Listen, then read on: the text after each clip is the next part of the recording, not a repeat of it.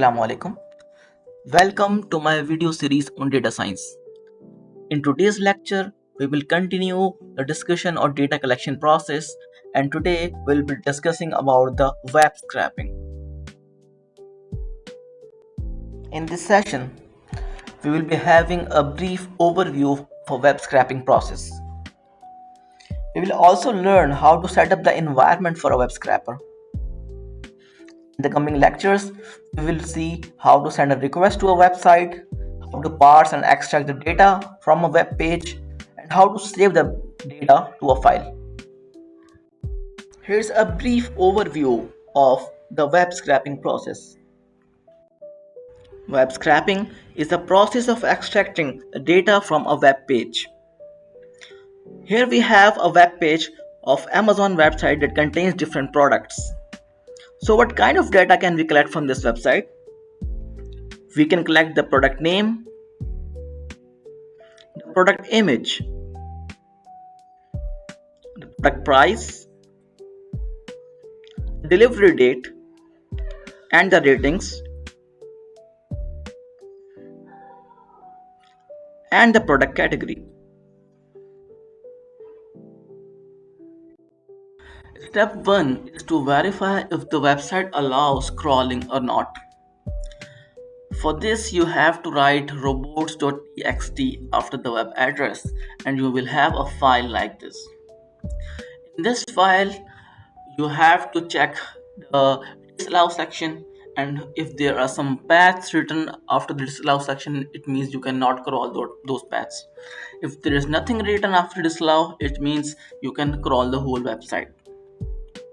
Now coming to the tools that are most commonly used for the web crawling purpose. So the Beautiful Soap, ScrapHigh, and Selenium are the most common libraries in Python that are used for scraping the data from websites.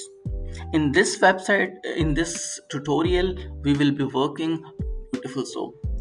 You can easily install the Beautiful Soap library using the pip install Beautiful Soap 4 command.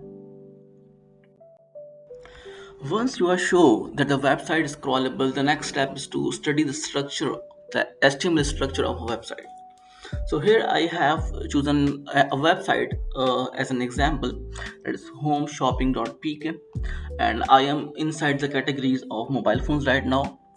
So the first thing that you have to do, you have to inspect the web page. You have to see whether the contents are located in which tags, in which divs, what are the name of those tags, what are the class names of the divs, what are the class IDs, and so on.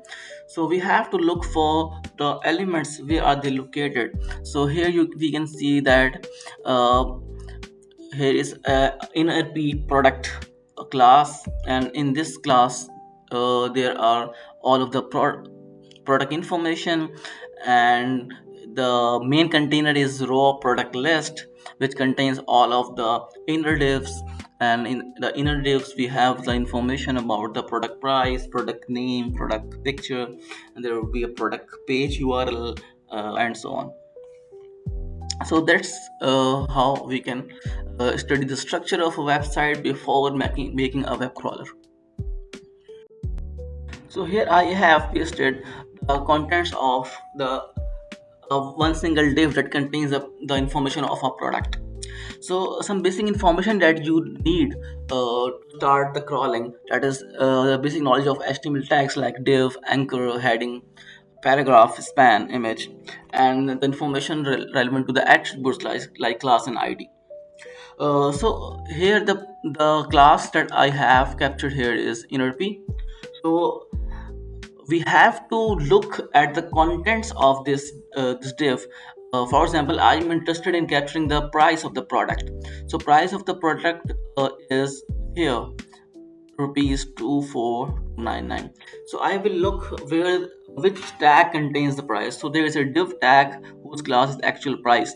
So I will look for a div whose class name is actual price, then I will be able to capture the price of the product.